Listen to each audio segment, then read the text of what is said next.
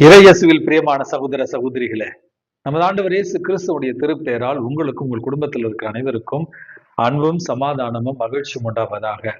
அன்புமிக்கவர்களே, பிப்ரவரி மாதம் 16ஆம் தேதி தாயாம் திரு அவை புனித ஒனேசிமுஸ் என்பவருடைய நினைவு நாளை கொண்டாடுகிறது. புனித ஒனேசிமுஸ் என்பவர் திருச்சபையினுடைய வரலாற்றுல முதல் நூற்றாண்டுல வாழ்ந்தவர். இவர் கொரிந்து நகர்ல பிலமின் என்று சொல்லப்படுகிற ஒரு மிகப்பெரிய செல்வந்தருக்கு அடிமையாக இருந்தவர். ஏதோ ஒரு காரணத்தினால அந்த செல்வந்தரிடமிருந்து தப்பித்து ஓடி திருத்துதர் பவுலடியார் இடத்துல இவர் சீடராக சேர்கிறார்.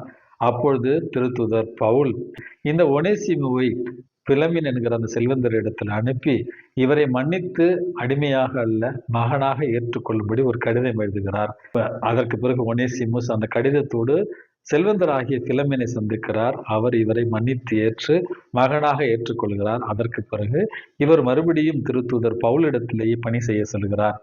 எபெசு நகரத்தில் புனித திமோத்தேயு அவர்களுக்கு பிறகு ஆயராகவும் அந்த நகரத்திற்கு இவர் நியமிக்கப்பட்டார். அன்புமிக்கவர்களே, பிறகு ரோமிய அரசருடைய அந்த வேத கலாவளியின் போது பல்வேறு வகையில சித்திரவதை செய்யப்பட்டு கடைசியில கல்லால் எரிந்து மறைசாட்சியாக கொலை செய்யப்பட்டார் என்று தான் இவருடைய வாழ்க்கை வரலாற்றில் நம்ம வாசிக்கிறோம். அடிமையாக இருந்த புனித ஒனேசிமுஸ் ஆண்டவருக்கு உகந்த பாத்திரமாக மாறியதற்கான காரணம் தாட்சியோடு இறை சித்தத்தை ஏற்ற ஒரு காரணத்தினால்.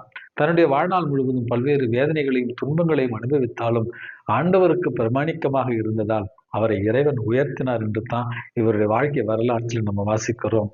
அன்புமிக்கவர்களே, கிறிஸ்தவர்களுக்கு இருக்க வேண்டிய மிக முக்கியமான ஒரு பண்பு என்பது நாம் அனைவரையுமே சகோதர சகோதரிகளாக பாவிக்க வேண்டும், மன்னித்து வாழ வேண்டும் என்கிற பாடத்தை பிலமினுடைய வாழ்க்கை நமக்கு எடுத்து சொல்கிறது.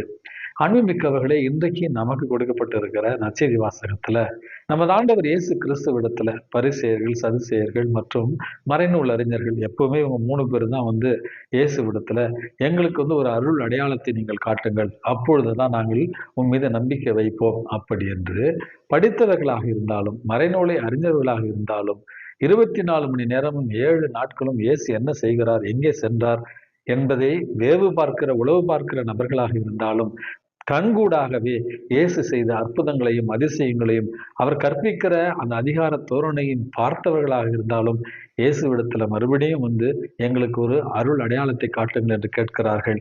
இந்த இடத்துல நமது ஆண்டவர் இயேசு கிறிஸ்து பெரும் மூச்சோடு அவர்களுக்கு எந்த ஒரு அருள் அடையாளமும் உங்களுக்கு கொடுக்கப்பட மாட்டாது என்பதை தெளிவாக சொல்லுகிறார்.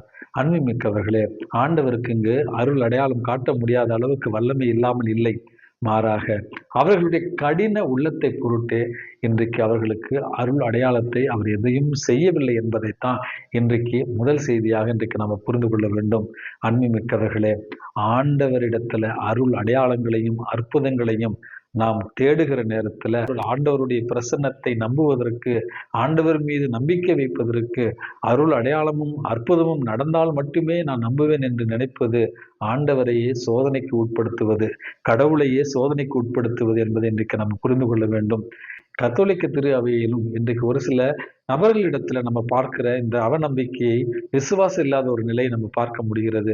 அதிசயம் நடந்தால் மட்டுமே நான் கடவுளை நம்புவேன், எங்க குடும்பத்துல இந்த புதுமை நடந்தா தான் நான் கடவுள் இருக்காருன்னு உண்மையா நம்புவேன், அங்க அதிசயம் நடக்கிறதா இங்கே அதிசயம் நடக்கிறதா என்று வெறும் அடையாளங்களையும் அற்புதங்களையும் தேடி ஓடி நம்முடைய நம்பிக்கையை அதில் வைப்பதைத்தான் இன்றைக்கு நமது ஆண்டவர் இயேசு கண்டித்து திருத்த விரும்புகிறார். அன்புமிக்கவர்களே, இரண்டாவது ஒரு பாடமாக இறை வாக்கு உரைக்கிறேன் அப்படி என்று சொல்லி இன்றைக்கு ஜோசியம் பார்ப்பவர்களைப் போல அல்லது ராசி பலன்களை பார்ப்பவர்கள் போல இன்றைக்கு பலர் எனக்கு ஜெபித்து என்ன நடக்க போகுதுன்னு சொல்லுங்க, அல்லது ஜெபித்து என் வாழ்க்கையில என்ன நடந்தது என்று சொல்லுங்க அப்படி என்று தூய ஆவியானவரையே இன்றைக்கு சோதனைக்கு உட்படுத்துகிற நிகழ்வுகளையும் நம்ம பார்க்கிறோம். அன்புமிக்கவர்களே, உண்மையான நம்பிக்கை உள்ளவர்கள் இறைவன் தம்முடைய கடந்த காலத்துல செய்த அனைத்திற்கும் நன்றி செலுத்துவார்கள். கடந்த காலத்துல ஏற்பட்ட அனுபவங்களினுடைய அடிப்படையில தூய ஆவியானவருடைய துணையோடு கத்தோலிக்க திரு அவையில நமக்கு கொடுக்கப்பட்டிருக்கிற திரு அருட்சாதனங்களோடு ஒவ்வொரு நாளும் நம்பிக்கையோடும் உறுதியோடும் இந்த கிறிஸ்தவ திரு பயணத்தை எதிர்நோக்கோடு ஏறெடுப்பார்கள் என்பதுதான் இன்றைக்கு நம்ம கற்றுக்கொள்ள வேண்டிய மிக முக்கியமான கடைசி பாடம். ஆகவே அன்புமிக்கவர்களே, நம்முடைய இந்த எதிர்நோக்கின் திரு பயணத்துல நம்பிக்கையோடும் விசுவாசத்தோடும் வழி நடக்கின்ற பொழுது இறைவனுடைய பிரசன்னம் பழைய ஏற்பாட்டு மக்களை பகலில் மேகத்தூணாகவும் இருளில் நெருப்பு தூணாகவும் வழிநடத்தியது போல நம்முடைய வாழ்க்கையில இறை பிரசன்னம் ஒவ்வொரு நாளும் நம்மை வழிநடத்தும். எல்லாம் அல்ல இறைவன், தந்தை, மகன், தூய ஆவி உங்களை உங்கள் குடும்பத்தில் இருக்கிற அனைவரையும் நிறைவாக ஆசீர்வதித்து பாதுகாத்து வழி நடத்துவாராக. ஆமேன்.